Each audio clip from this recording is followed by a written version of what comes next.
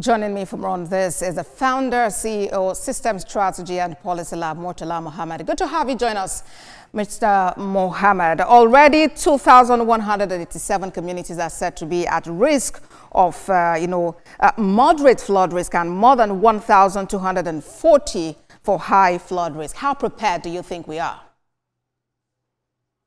Thank you so much for giving me the opportunity to join you this afternoon. I think going with the lessons learned, I can categorically say that much if we are really prepared for this, because I carefully studied some of the states, government, sector strategic plan on agriculture, on environment, water and sanitation. You hardly find a key result area that clearly talk about crisis and emergency response. So we are yet to learn a lesson even from the COVID. When COVID happened, federal government has to intervene and give certain amounts of money to state government before they respond to COVID. Now, that's just an example. Mr. Mohammed, yes, we'll get back to that, but should it even be about crisis and emergency management? Since we know that we are in a tropical area where we have rainy and dry season, definitely we know the rains would come. So how are we not able to adequately prepare? Yes, I think three things happen here. Why we are not being able to adequately prepare. One, we find it very difficult to pay attention to data and information. If you study the previous flood that happened from 2002 to this moment, a state should be able to know that maybe they might likely experience flood as a result of impact of climate change.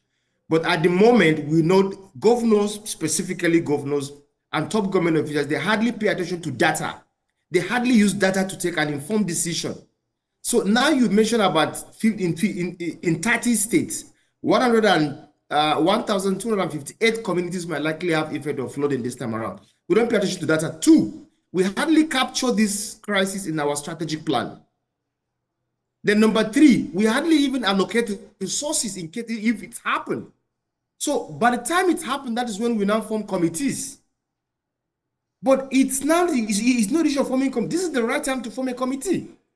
Now that the report is out, saying that in 50 states, over 1,000 communities might likely be affected by the impact of climate change because of the flooding that may happen because of this rainy season, then it's a good thing to say, okay, all these 30 states should come together and say, let's start getting ready for this. All right. Where are the communities that may likely be affected? How can we move this community now, maybe so that at least the flood might not affect the community? I hear you, Mr. Mohammed.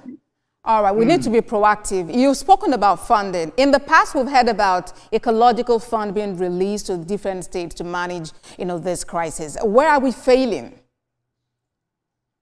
Yeah, I think, like I said earlier, we are failing from the planning.